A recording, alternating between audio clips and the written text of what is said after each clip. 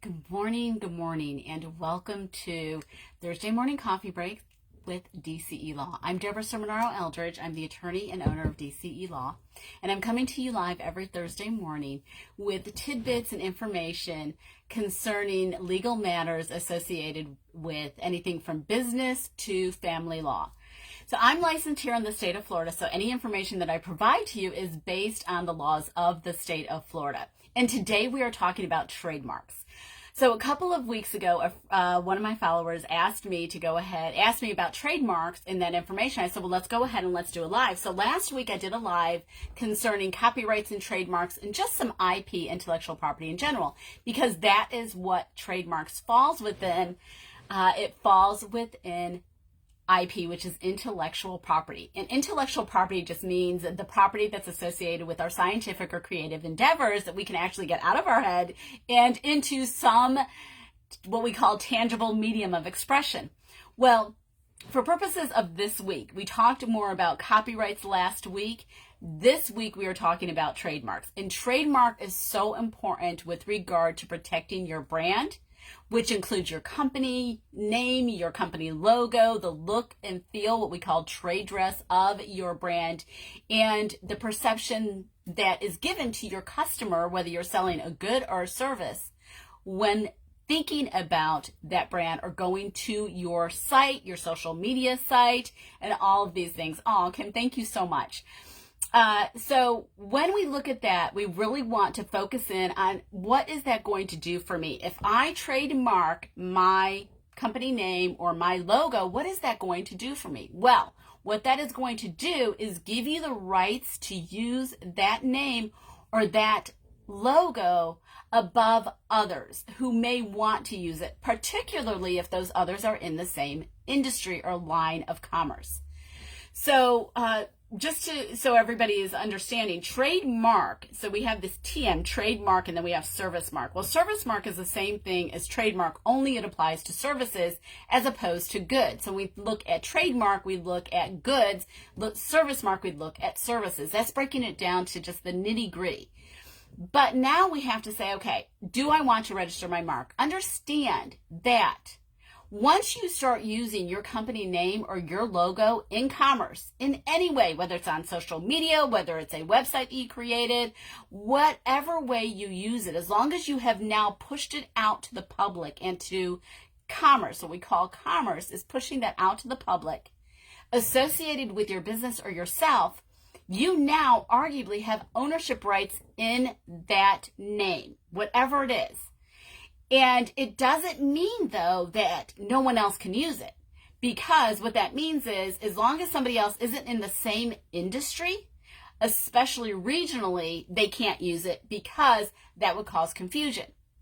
There are all different levels also with regard to whether it's confusion or tarnishment.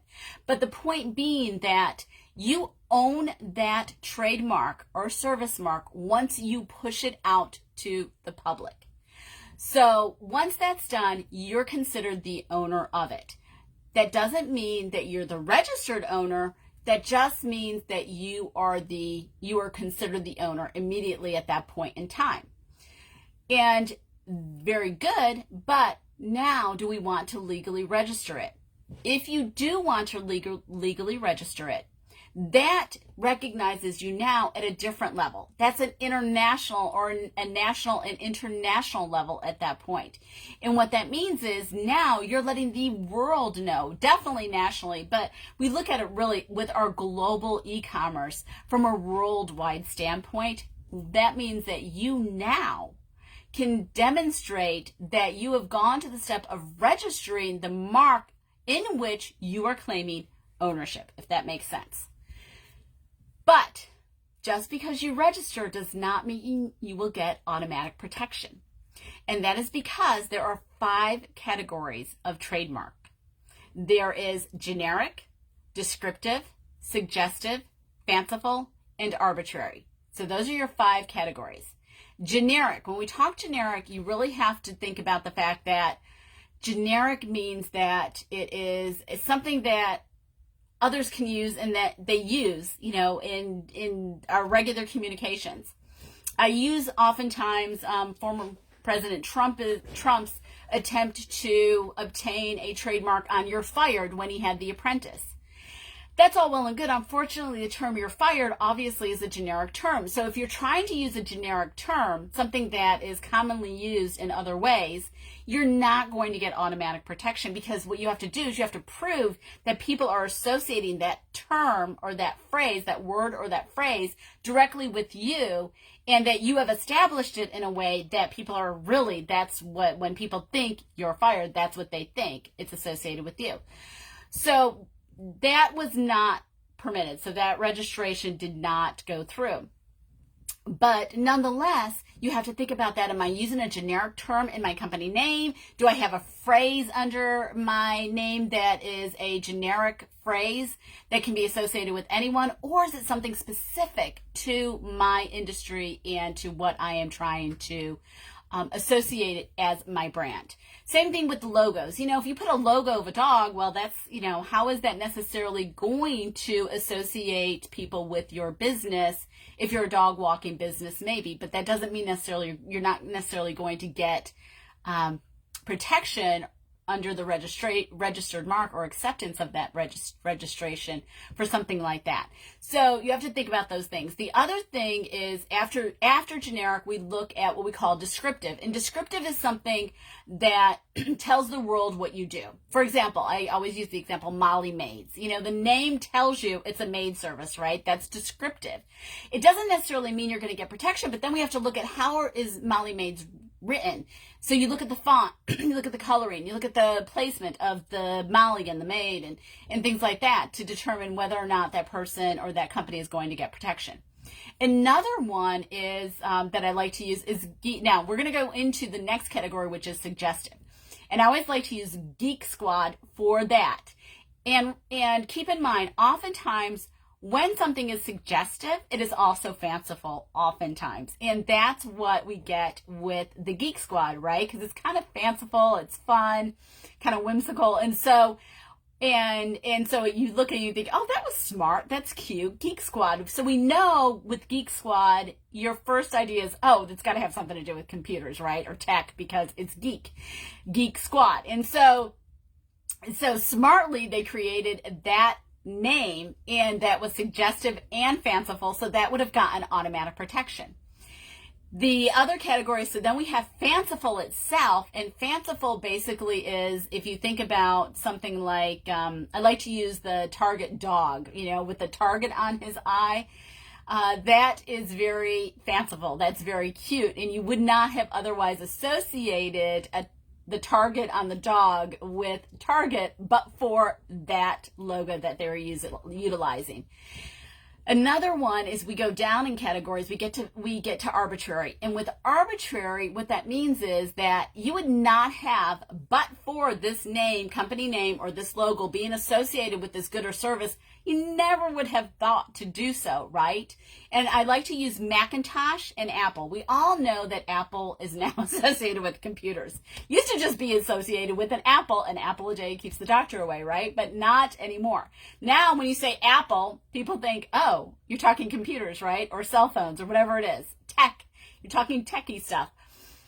Initially, way back in the early 80s, or maybe even the late 70s, when the creators of Apple came up with their company name, it was Macintosh, which was very smart because that is arbitrary. Who would have thought Macintosh is a type of apple? And what they did smartly is initially they had the apple with a bite being taken out of it. And so what they did was they took the logo and they took the name and played against each other to create this arbitrary association of Macintosh apples with computers, which, as we know, has stuck. And now Apple is synonymous with computers. That, again, would have received automatic protection. So there are two categories that absolutely receive automatic protection, fanciful and arbitrary. Oftentimes, and usually suggestive does as well, but you cross over with suggestive to fanciful in most situations. The categories that do not receive automatic protection usually are definitely not generic, and then descriptive. So those are in the, well, we've got to analyze it more category. But once you register your mark with the U.S. Patent and Trademark Office, now you're telling the world, I own this mark. You cannot utilize this mark, because if you do now, I can sue you, especially if you are in my same industry, or if you are tarnishing my name in any way because you're using it in an unwholesome way in which it was not meant to be used, or you're doing something that is diminishing the value of my mark. I'll take for an example, Xerox. For a long time, Xerox fought with the world, basically, because they did not want people to say, I'm Xeroxing my paper. In other words, copying my paper. Xerox is a huge print manufacturing companies. They create printers, right? And those printers, those are the types of, they have the small printers, they have the large printers, so they did not want people to say, I'm Xeroxing. They wanted people to say, you are actually printing, copying, whatever you're doing. And they went to great lengths. They even would have advertisements for that. Please do not say that. So training the public not to do that, because they knew that if they did it, they would have diminished their mark. By diminishing their mark, then they might have been in a situation then where they had to reapply for a new mark. That's what happened with Bayer and aspirin, actually, because aspirin started out as their trademark, and then it was utilized so much they had to change it to Bayer. Google doesn't worry about that. Google loves it. Go ahead, Google it. Say you're Googling our whatever you're looking for. We don't care, because we know we have this great search engine and we are the best of the best. So they don't worry about it. But Coca-Cola for a long time was having issues with that with Pepsi. So the point is that you don't want your trademark diminished in any way. Now, if you do want to register your mark, you go to www.uspto.gov. And there are tabs across the top, so you'll see trademarks, and you go ahead and click on that. And it's very intuitive. It's very, just follow the steps and guidance. I actually have a course, which will be $57 that I'm offering on my website, which will take you through. It's very easy, quick steps, and doesn't take long.